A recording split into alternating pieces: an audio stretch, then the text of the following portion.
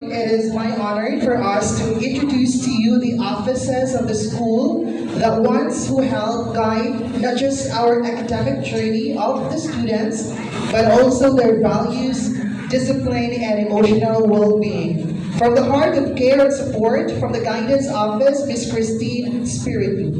Happy round of applause, please. Services po namin is meron po kaming counseling services. So ano po yung counseling services? Ito po yung pag-apektado ng po yung mental health po ng students.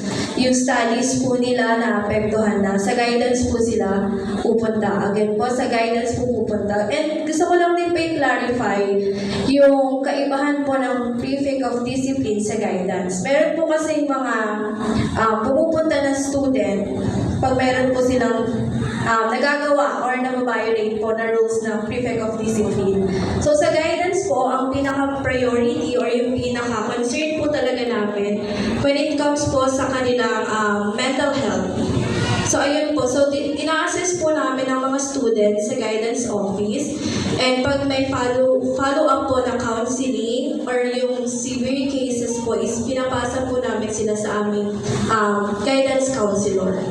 So yung pangalawa po, yung individual inventory po, yung tinatawag po namin na Student Record Comprehensive Form, which is pinapasagutan po namin sa mga student. Kasi katulad po ng counseling, kailangan po namin na meron po kami record po ng mga students. Para just in case po, is alam po namin kung sino po yung pwedeng tawagan, alam po namin yung information nila. So yung pangatlo po is yung testing services. So ito po yung psychological testing po na ina-administer po namin sa mga students. Pero disclaimer lang po, yung testing services po namin is hindi po para ma-diagnose po sila if meron po ba silang mental illness. Ito po is more on ability test or yung intelligence test po. Then, next po is yung orientation services. Katulad po nito, meron po kami parent and student orientation. Yearly po ito na nangyayari para rin po makita nyo kung ano yung mga services ni Arellano.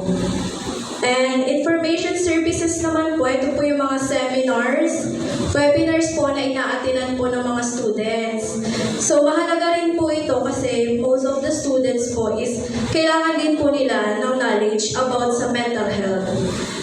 And then last po is meron po kaming research and evaluation. So nagko-conduct rin po kami ng research.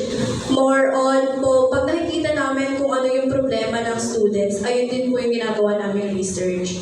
Tapos regarding naman po sa good moral, kasi sa amin po kinukuha yung good moral certificate. So pag graduate nila dito, or pag mag-a-apply po sila ng scholarship, kukunin niyo po sa guidance yung good moral certificate. So may slip po kami na nasa pinto namin.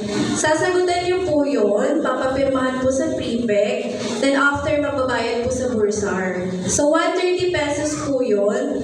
2 days process po ang good moral po namin. So ini-encourage po namin na yung student is, pag kailangan po is apply na po siya agad or mag-request na po siya agad. Kasi po, yung guidance counselor po namin is nasa sa main campus pa po. So, ayun lang po. Kung may mga questions pa po kayo, pwede po kayong magtanong ngayon po. May questions pa po ba?